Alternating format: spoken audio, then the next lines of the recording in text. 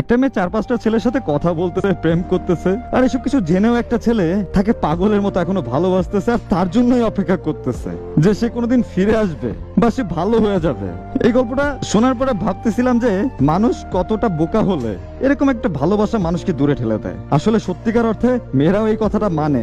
একটা ছেলে একটা মেয়েকে যতটা ভালোবাসতে পারে তার 1/5 মেয়েরা কখনো ভালোবাসতে পারে না।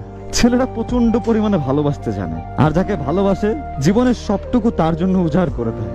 সম্পর্কটা শুরু হয় 2019 সালের 7 নভেম্বর ওর খালাতো বোনের মাধ্যমে। ওদের বাসায় বেড়াতে আসে, দেন সেখান থেকে কথা শুরু। কিছুদিন পর বেড়ানো শেষ হলে ও চলে যায় হেমায়তপুর ওদের বাড়িতে, আর যাওয়ার আগে ওর আম্মুর নাম্বার দিয়ে যায়। এভাবে সুন্দর কাটতেছিল দিনগুলো। তার সাথে সম্পর্কটা ছিল 3 বছর। প্রথম 1.5 বছর ছিল শুধুই ভালোবাসা, আর পরের 1.5 বছর ছিল শুধুই অবহেলা।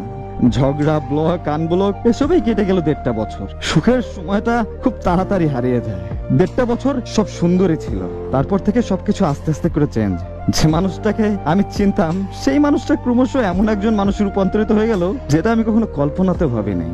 যে মানুষটা ঘন্টার পর ঘন্টা আপন মানুষের মতো সময় দিত, আমাকে কথা বলতো, সেই মানুষটাই একটা সময় ঠিকমতো কথাই বলতো না আমার সাথে। কিছু জিজ্ঞাসা করলেই ঝগড়া করতো, সময় দিত না আমাকে, অনেক অবহেলা করতো। ভাবতেই কেমন লাগে, যার প্রিয় মানুষ ছিলাম আমি, আজ তার কাছে আমি বিরক্তিকর মানুষ।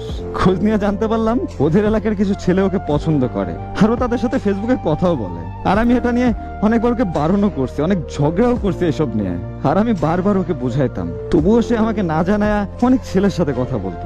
যেখানে তার পিকচারে কোনো ছেলে কমেন্ট করলে সহ্য করতে পারতাম না, পাগলের মতো আচরণ করতাম, সেখানে যখন জানতাম ও আমাকে না জানায় অনেক ছেলের সাথে কথা বলে, এমনকি আমি থাকার পরেও 4-5টা ছেলের সাথে রিলেশন করে, নিজেকে সামলাতে অনেক কষ্ট হতো। না পারতাম ওরে কিছু বলতে, না পারতাম নিজে সহ্য করতে, তাই অনেক অত্যাচার করতাম নিজেকে।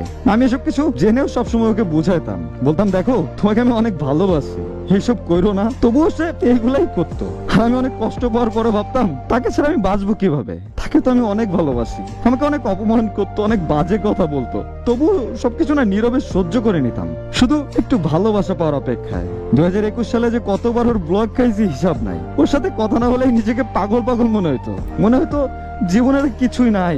আমি বরাবরই ওর সব অপমান, অবহেলা এসব কিছু ভুলা জাস্ট চাইতাম যে ও আমার মনের মতো হয়ে যায়, আমাকে একটু ভালোবাসো।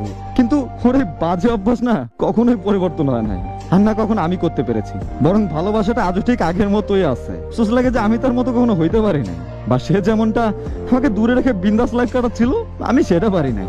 তবুও সমাপ্তিতে তাকে আমি আমার করে পাই নাই। আর এটাই হচ্ছে কাউকে সবটুকু উজাড় করে ভালোবাসার শাস্তি। মানুষ হয়তো সঠিক জিনিসটা বুঝতে একটু বেশি সময় নিয়ে ফেলে, তার কারণে যখন সে তার ভুল বুঝতে পারে বা সঠিক জিনিসটা বুঝতে পারে, তখন তার কাছে না আর এই ফিরে পাওয়ার সুযোগটা থাকে না। কতই না মেয়ের জীবনে গল্প বললাম, কত অভিযোগ, এমন একটা মানুষ পেলাম না। কিন্তু দেখেন, যে পায় সে কদর করতে জানে না। কদর করতে না জানলে সে জিনিস কি বেশি দিন টিকে? লোহাতে একদিনে হয়তো জং না ধরতে পারে, কিন্তু মাসের পর মাস, বছরের পর বছর যদি ফেলে রাখেন তাহলে তো ধরবেই। আর যখন সেই জং ছাড়াতে যাবেন, দেখবেন লোহার গুণাগুণ তো শেষ এবং সেটা প্রায় ধ্বংসের দিকে।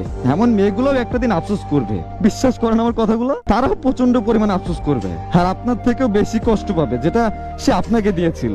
সময় কাউকে না ছাড় দেয় না, নিজের কর্মের ফল নিজেরই ভোগ করতে হবে।